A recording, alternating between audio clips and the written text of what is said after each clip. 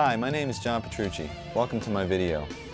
I'm going to be discussing and demonstrating various concepts, ideas, and approaches that have helped develop my style and sound. And hopefully you'll walk away with some insight on practicing and songwriting and developing your overall skills as a player. But before we start, let's make sure we're in tune. Here is my open A string. Get that in tune with your A string and then tune the rest of your guitar to that.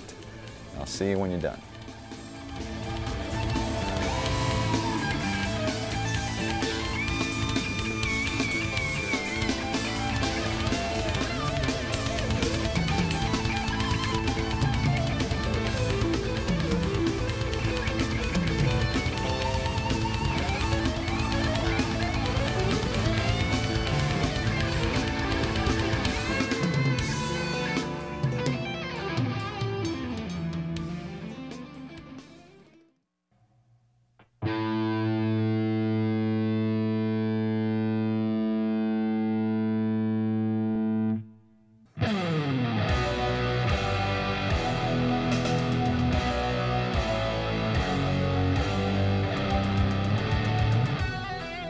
Okay, I'd like to begin with some warm-up exercises, and we're going to start with a couple that don't involve the guitar at all. So put your guitar aside for a second. And what we're going to do here is we're going to stretch the muscles that basically are involved when you're playing guitar. And I really think this is essential to having a productive practice session or gig. And it's also essential to not hurting yourself and cramping up. And it's very similar to what an athlete would do before they went in to play a game or do some exercising. Okay, the first one begins with stretching the back and shoulders and arms. And guitar players tend to slouch when we practice, so these are really important. We're going to start with stretching your arm across your chest. Ooh, my arm just cracked, and yours might also. But you can feel it basically right through your back and your shoulder and your arm. And you should hold these stretches for about 10 seconds each. And then do the same thing with the other arm. Then after that, you can pull your elbow up over your head like this. And you can feel that stretch right through here and in through your back. And then once you do that, you can repeat these exercises as many times as possible. You can move on to your wrists. And we're going to start with stretching this part of the wrist by pulling your hand gently towards you. Don't pull too hard. You don't want to hurt yourself. Just feel it sort of warmly burn through here. Hold that for 10 seconds. And then do the opposite this way, and you can feel that burn through here. Don't pull too hard and don't crack your knuckles. You're just trying to stretch the wrist. The last stretch is your thumb, and what you're going to do is gently pull your thumb towards your arm this way, and you can feel the muscle stretch throughout here. And then repeat the same procedure with the other hand, and you can do this as many times as you feel necessary. And you should hold each stretch once again for 10 seconds each. Now let's move on to massages. Okay, basically when we massage the muscle, we're stimulating blood flow, and this type of thing you can do in between exercises or during a practice session. I even do this during a gig. So let me show you the areas that might be sore or cramped up. Basically starts with your shoulder muscles, the front of your shoulder, up in here, and use a pretty strong amount of pressure. You can use either your thumb or the heel of your hand or your fingertips. And then the outside of your forearm, this tends to cramp up a lot. And then your hand, and once again you can use your thumb, and you can massage through your palm by using pretty strong pressure. And you can also individually do your fingers like this, going all the way to the tips. And this is great, once again, in between exercises. It really helps to keep your hands limber and loose. And there are other simple things you can do, but just like rubbing one hand with the next and whatnot. And these type of exercises between the stretching and massaging should get you prepared to actually play the instrument. And the great thing about these is that you don't have to be playing. This could be as you're walking into a session, or if you have a couple of minutes before you go on stage or whatever. And it should help you have a more productive practice or gig, and also prevent injury, which is very important.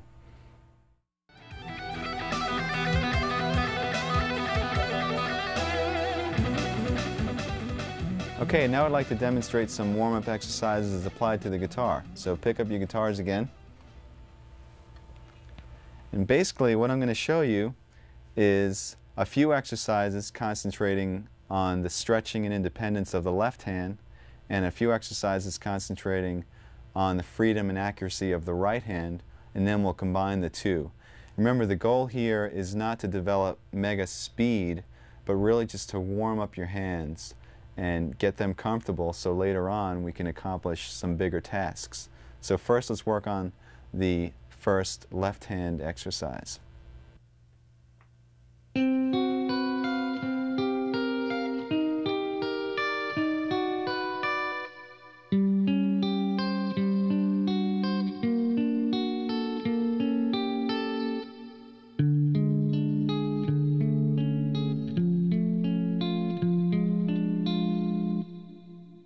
I suggest that you start this exercise higher up on the neck, because once we get into some stretches, it's going to be a little bit difficult as you go down low where the frets are bigger. And basically, your right hand isn't really that important right now. I was playing the notes separately.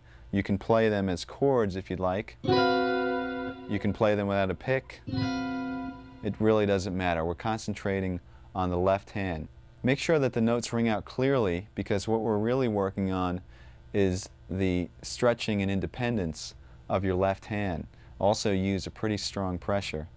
Now what's happening here is that I'm playing on 4 adjacent strings with a basic chord shape. It sounds pretty ugly. In fact, most of these chord shapes sound ugly, so turn your volume down when you practice. And then we're taking the 2 inside fingers, 2 and 3, and we're reversing them like this. Then we're taking your 2 outside fingers, 1 and 4, and reversing them. And then taking the 2 inside fingers and putting them back to their starting position. The next step is to just move up the chord shape to the next string group. So between the A and the B string, and repeat the same motion, and then move up to the last string group between the low E and the G string, and repeat the same 4 chords again.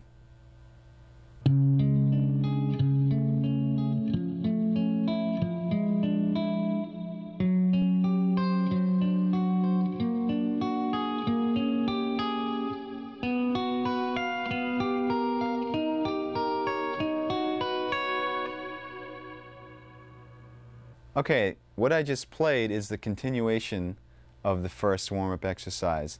Basically, when you're through, you're going to have a sequence of stretches that continue down the neck. So this is considered part 2. And what I did is I started in our original position, which was between the low E and the G, and we were in the 10th position, and I stretched the first finger down a half step and kept the rest where they were, and did the same sequence of finger moves.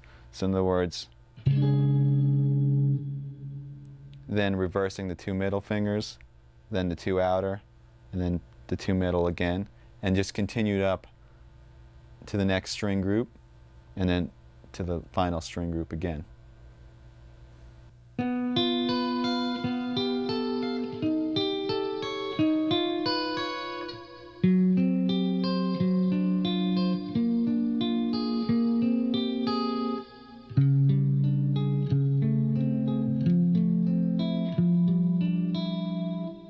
Alright, that was part 3 of the exercise, and at the end of part 2 we ended up with this position between the first string groups. Now what you're going to do is put your fingers back in order, and while leaving your 3rd and 4th where they are, stretch your 2nd down a half step. So we have this shape, and once again continue with the moves all the way up to string groups. Now for the final part.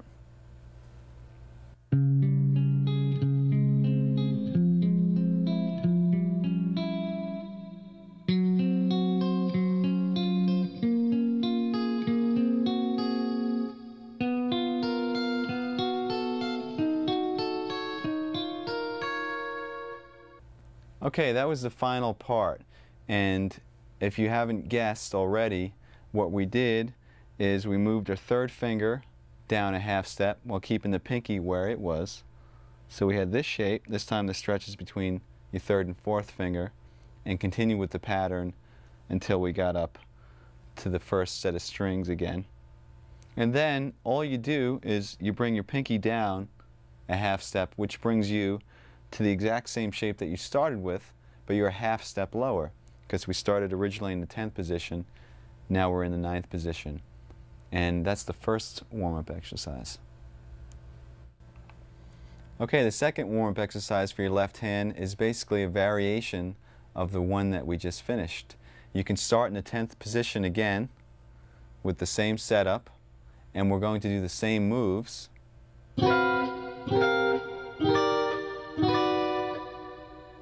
Except this time we're going to do some different stretches with the left hand. And by the way, you don't have to arpeggiate the notes, you can just strum the chords if you'd like.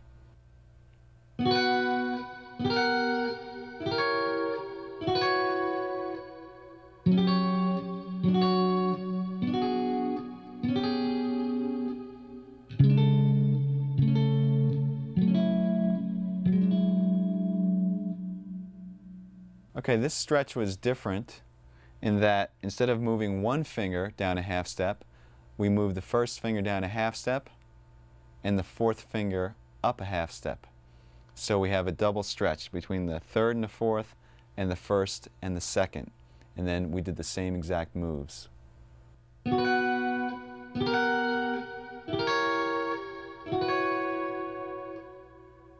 Okay, now we'll do the final variation on this exercise, and this involves yet a larger stretch.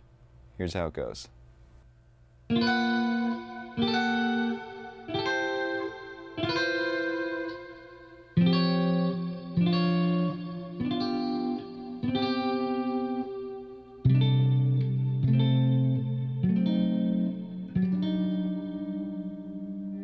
All right, what we did here on the final variation is instead of just having a stretch between the first and second and the third and fourth, we have a half-step stretch now between every finger. So you do that by moving your first finger down yet another half step, and then your second finger down a half step as well.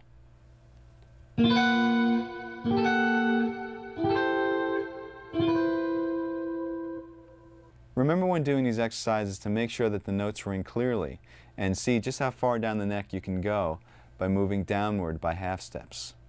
Now, for all you crazy guitarists out there, there is one more variation that involves some super stretches. Remember, don't hurt yourself.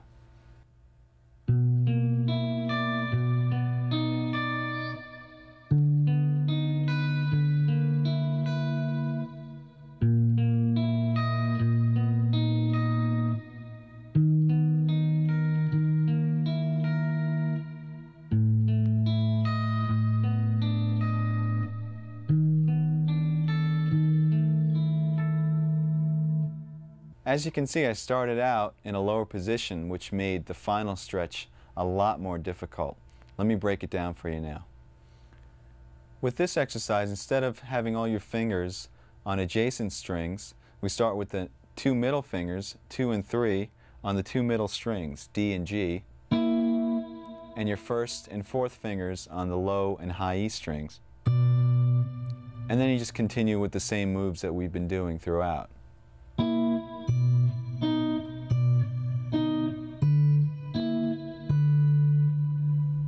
The moves from here should look familiar. We move the first finger down a half step, and the fourth finger up a half step, and then the first finger down one more half step, and the second finger down another half step, creating a full step between each finger for the ultimate stretch. What I usually do is I play these exercises in sequence, one after the next without stopping. I start on the 12th or 10th fret and work my way down chromatically until I can't stretch anymore. Now let's turn our attention to right hand exercises, and you can give your left hand a rest.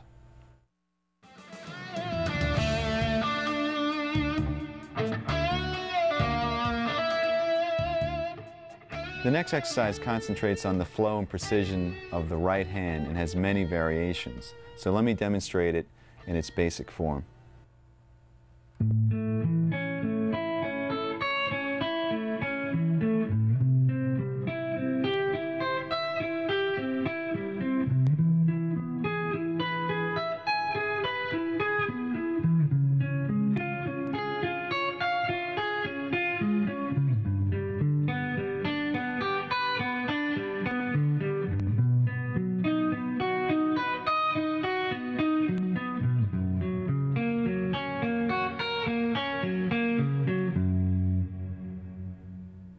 As you just heard, that exercise involved notes that were being arpeggiated intervallically. So let's talk about the left hand shapes that I was going through.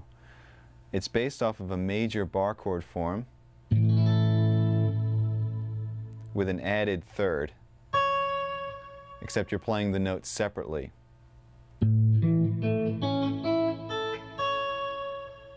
And then we just sort of intervallically disperse those notes. Now that bar chord is moved up through a progression that doesn't make too much sense, but at least makes the exercise a little bit more interesting. It goes A major, C major, E major, C sharp major, G major, B major, and F sharp major. All right, now let me show you the pattern that we're doing throughout the chord or arpeggio. We're starting on the root, we're skipping a string, and going to the next note in the arpeggio. Then you're going to the second note of the arpeggio, in this case which is E, skipping a string again. Then to the third note of the arpeggio, the fourth. So we have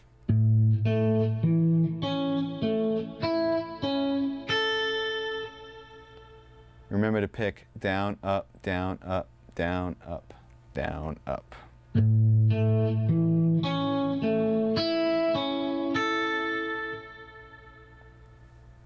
To descend, you start on the added third, which is C sharp on the E string, and skip down to the G string.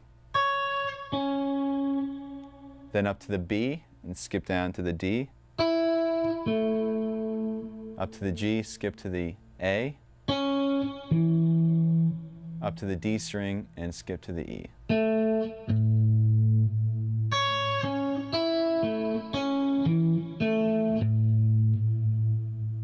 Remember once again to keep your right hand picking consistent. Down, up, down, up, down, up, down, up. Don't let that falter at all. So here's what it sounds like when you combine the two.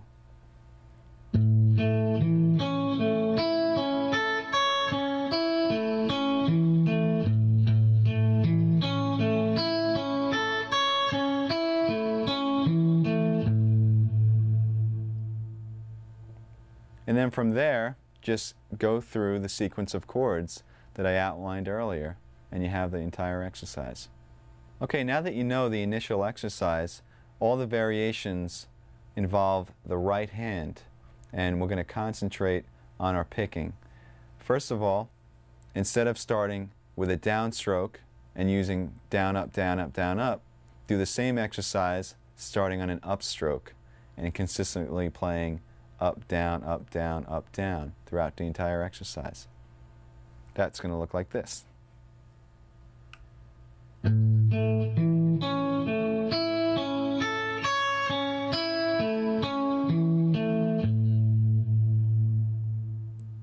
It might be a little bit more difficult at first, but the reason we're doing this is so in any situation you'll be able to pick you're not always going to have the comfort of starting on your favorite stroke, whether it's down or up. You should be able to sort of get through anything that comes your way.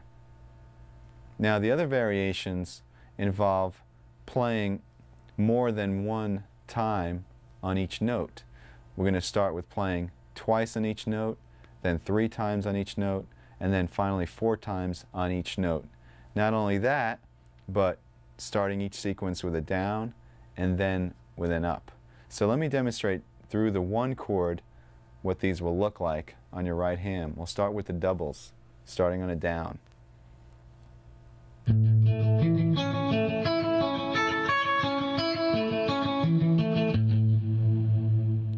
Then double starting with an up.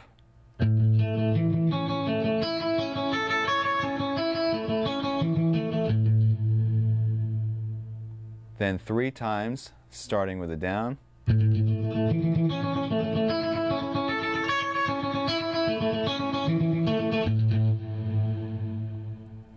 3 times starting with an up.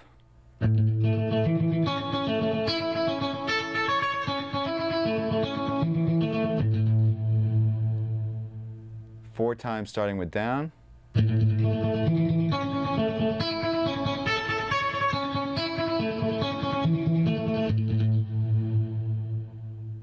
And finally 4 times starting with an up stroke.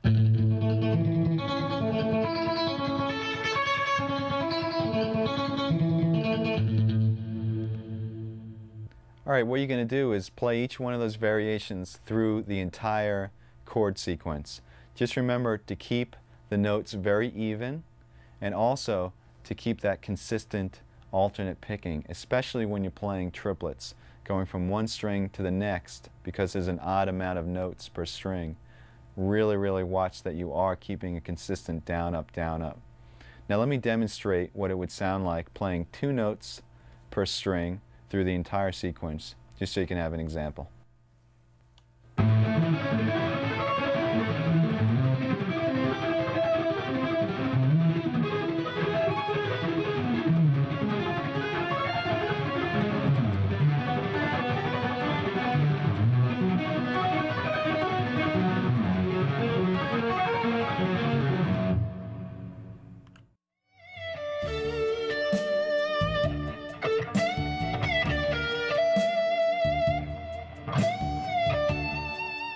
I basically have technique broken down into 4 categories.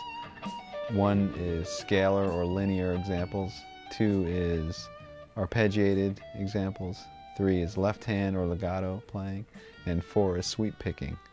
And what I do is I have files in a file cabinet, and I collect information from videos and books and lessons and whatever, and I file them according to topic. If it's an arpeggio thing that I learned from a magazine, I rip it out and stick it into the arpeggio section.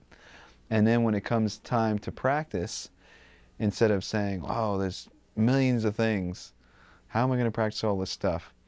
Basically, I make a master list of what's in all those files, and that list changes from day to day. You constantly add to it. And you sit down and you basically customize a practice session. So let's say you have about 2 hours to practice. I personally have 4 categories, so I'd pick one item from each one of those categories and practice that item for a half hour. Move on to the next, practice that for a half hour. And then by the time I'm done after 2 hours, I've covered the entire topic of technique.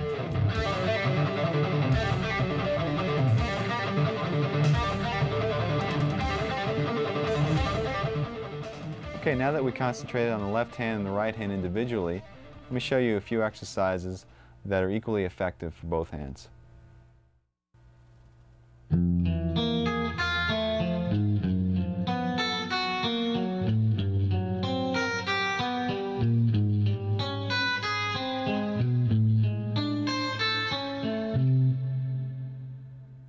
Okay, this exercise starts with your first finger on the low E string on the first fret in the first position, skips over the A string, goes with your second finger on the D string on the note E, and then your third finger on the G string on the note B flat, and your fourth finger on the high E string on the note A flat.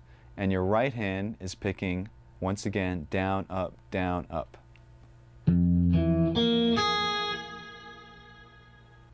Now the next step is to simply flip your hand, sort of like a mirror image. So your first finger is now on the high E, and your fourth finger is on the low E, and start from the high E and go down to low E with the picking, down, up, down, up.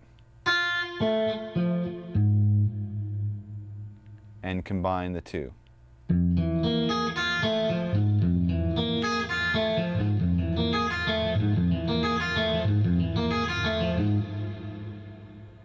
What I did after that is I ascended chromatically, and you should take this all the way up to the 12th fret, and then descend using a similar but slightly different pattern. Here's how it goes.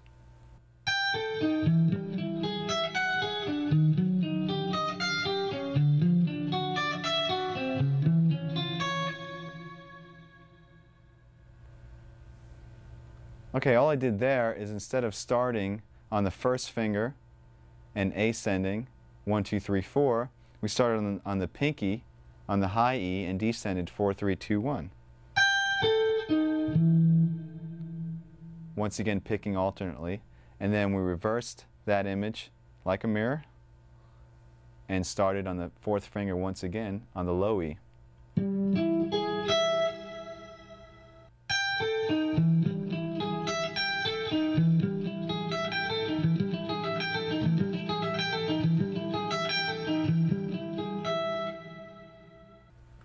Alright, since this exercise involves alternate picking through string skips, make sure that your right hand picking is very accurate and that you keep your pick close to the strings so you don't hit the string that you're actually skipping. It's called efficiency of motion. Now, you should also practice the same exact exercise starting on an upstroke as well to make sure that you're ambidextrous. No.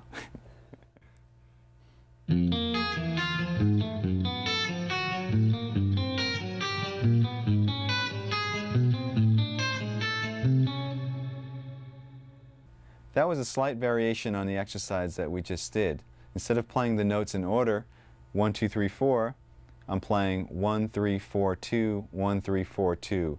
And the notes and skips are exactly the same. Make sure you keep the picking alternate. Let me show you now the descending version.